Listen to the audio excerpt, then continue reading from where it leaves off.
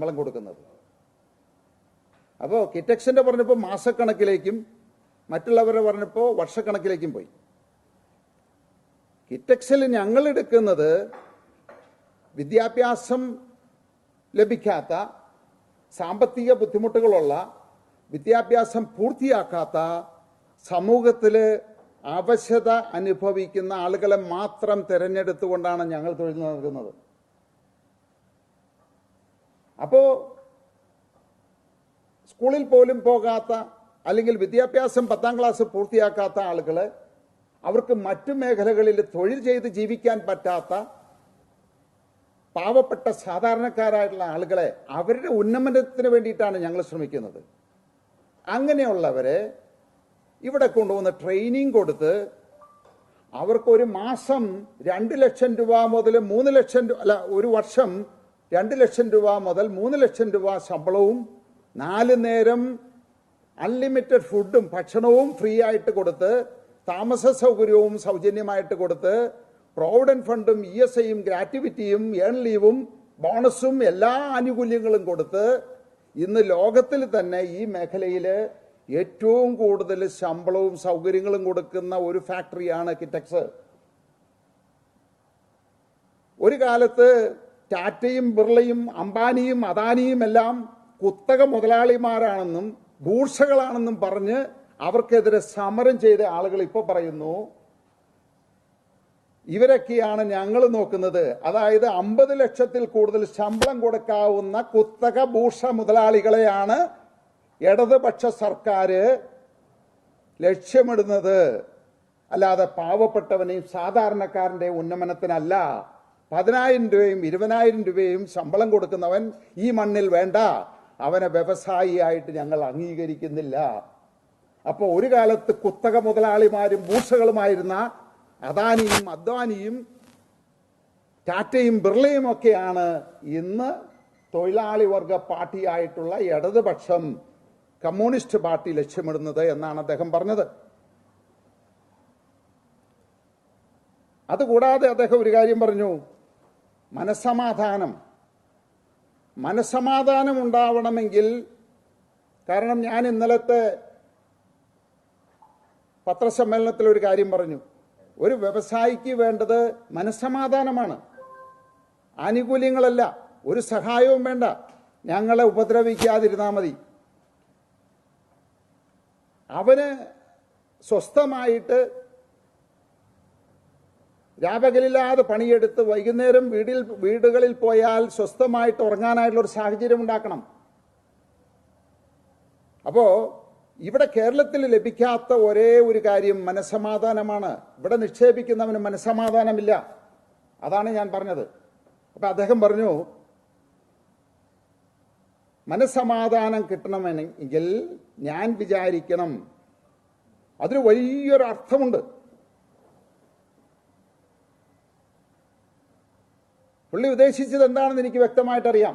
അപ്പം ഞാൻ വിചാരിച്ചാൽ എനിക്ക് മനസ്സമാധാനം കിട്ടും. നിങ്ങൾക്കറിയാം, ഒരു കാലത്ത് അദാനിയെ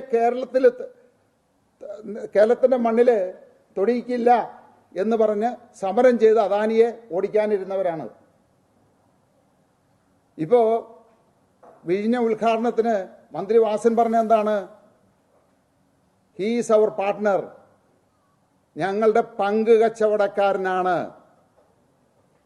ഇനി നാളെ അത് ബായി ആവും. നാളെ വാസൻ പറയും അദാനി ഈസ് മേര ബായ് എന്ന് പറയും. എന്ന് പറഞ്ഞാൽ എന്താ? എങ്ങനെ ബൂർഷയായ കുത്തക മുതലാളിയായി ഇവർ സമരം ചെയ്ത് ഓടിക്കാൻ ശ്രമിച്ച ആള് അദാനി ഇപ്പോൾ പങ്ക് കച്ചവടക്കാരനായി, എങ്ങനെ ബായിയായി? അപ്പോൾ കിട്ടേണ്ടത് കിട്ടിക്കഴിഞ്ഞപ്പോൾ ബൂർഷയായ കുത്തക മുതലാളിയായ അദാനി ഇവരുടെ പങ്ക് കച്ചവടക്കാരനായി.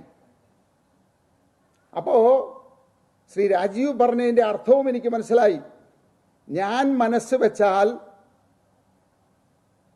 എനിക്ക് മനസ്സമാധാനം കിട്ടുമെന്നുള്ളത്. ബാക്കിയുള്ളത് നിങ്ങൾ മനസ്സിലാക്കിക്കൊള്ളാം. ഇത് തന്നെയാണ് ഇവിടുത്തെ രാഷ്ട്രീയത്തിൻ്റെ പ്രശ്നം. പലരും എന്നോട് പറഞ്ഞിട്ടുണ്ട്,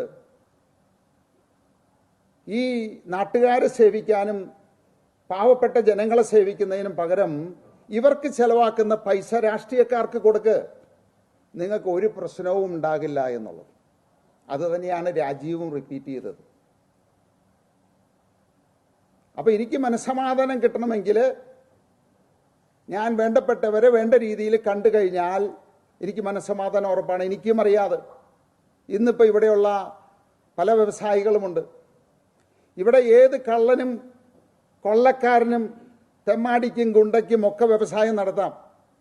കാണേണ്ടവരെ കാണേണ്ട രീതിയിൽ കണ്ടുകൊണ്ടേയിരിക്കണം. ഒരിക്കൽ കണ്ടാൽ പോരാ, കണ്ടുകൊണ്ടേയിരിക്കണം. അപ്പോൾ അങ്ങനെ ഒരു മനസ്സമാധാനം ഞാൻ പ്രതീക്ഷിക്കുന്നില്ല. പിന്നെ ഇപ്പോഴും പോയിട്ടില്ല ഈ മണ്ണിൽ നിന്ന്, ഇപ്പോഴും ഇവിടെ ഉണ്ട്. ശരിയാ, ഉണ്ട്. അതിനാരുടെയും ഔദാര്യം എനിക്ക് ആവശ്യമില്ല. കാശ് കൊടുത്ത് അധ്വാനിച്ചുണ്ടാക്കിയ പ്രസ്ഥാനമാണത്. ഇത് രാജീവിന്റെ പണമോ LDFന്റെ ഔദാര്യമോ പിണറായിയുടെ പണമോ അല്ല. അധ്വാനിച്ച് ഉണ്ടാക്കിയ സ്വത്താണത്. അത് എപ്പോൾ നിർത്തണം, എപ്പോൾ പോകണം എന്ന് ഞാൻ തീരുമാനിക്കും, രാജീവല്ല തീരുമാനിക്കേണ്ടത്. അത് പോകാത്തതിൻ്റെ പിന്നിലും ഒരു കാര്യമുണ്ട്. ഇതിനെ ആശ്രയിച്ച് ജീവിക്കുന്ന 11,000 ജോലിക്കാർ ഇതിനകത്തുണ്ട്. ഒരു നേരത്തെ ഭക്ഷണത്തിന് ബുദ്ധിമുട്ടുന്ന, ഇതുകൊണ്ട് മാത്രം 11,000 കുടുംബങ്ങൾ കഴിയുന്നുണ്ട്. ഇതിന്റെ ചുറ്റുപാടും ഇതിനെ ആശ്രയിച്ച് കഴിയുന്ന 10,000 കുടുംബങ്ങളുണ്ട്. ഒരു സുപ്രഭാതത്തിൽ ഞാൻ നിർത്തിയാൽ എനിക്കൊന്നും നഷ്ടപ്പെടാനില്ല, എനിക്ക് ലാഭം മാത്രമേ ഉള്ളൂ. പക്ഷേ 10,000 കുടുംബങ്ങൾ പട്ടിണിയാവും.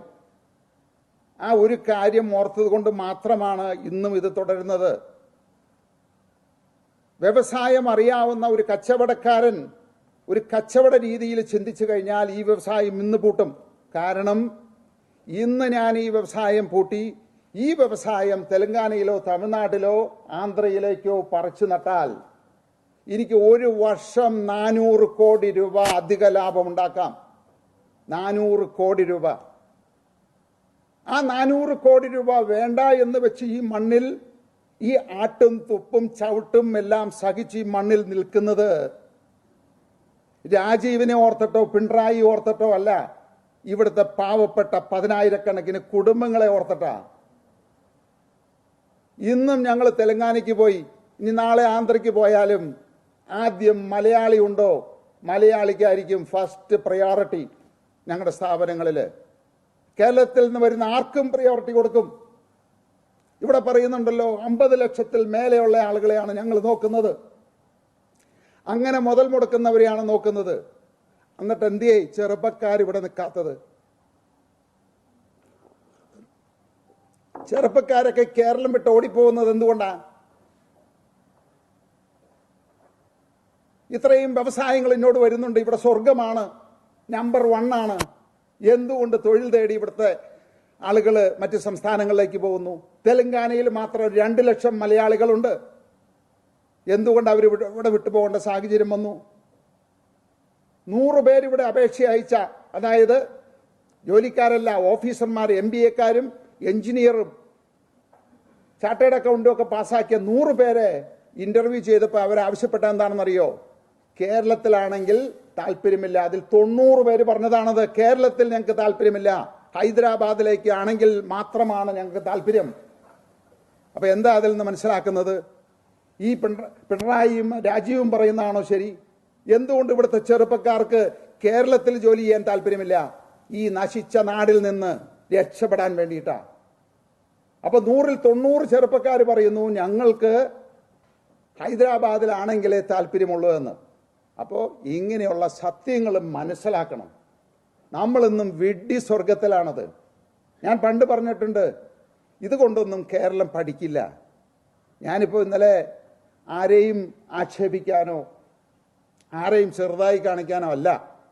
മിനിസ്റ്റർ പറഞ്ഞു പത്രക്കാരെ കാണണം, കണ്ടു, അവർ സംസാരിച്ചു, അതിൽ കൂടുതൽ ഒരു ഉദ്ദേശവും ഉണ്ടായില്ല. പക്ഷേ അതിനെ ആ സ്പിരിറ്റിലാണ് എടുക്കേണ്ടത്. നമ്മളത് കണ്ട് പഠിക്കണം. നമ്മളെന്തെങ്കിലും മാറ്റങ്ങൾ വരുത്തണമെങ്കിൽ മാറ്റങ്ങൾ വരുത്തണം. അതിന് ശ്രമിക്കാതെ ഞാനാണ് ശരി, ഞാനാണ് ഏറ്റവും നല്ലത്, ഞാൻ വന്നതിന് ശേഷം ഇവിടെ വ്യവസായ വിപ്ലവമാണ്, 50 ലക്ഷം മേലെയുള്ള ആളുകളാണ് വരുന്നത്, 10,000 രൂപ ശമ്പളം കൊടുക്കുന്നവനൊക്കെ വ്യവസായിയല്ല എന്ന് പറഞ്ഞ് ആക്ഷേപിക്കുന്നത് ശരിയാണോ? അപ്പം അതുകൊണ്ട് മാത്രമാണ് അത് ജനങ്ങൾ മനസ്സിലാക്കണം. ഇവിടെ നമുക്കറിയാം, നമ്മുടെ വ്യവസായ മന്ത്രി എന്ന് പറയുന്നത്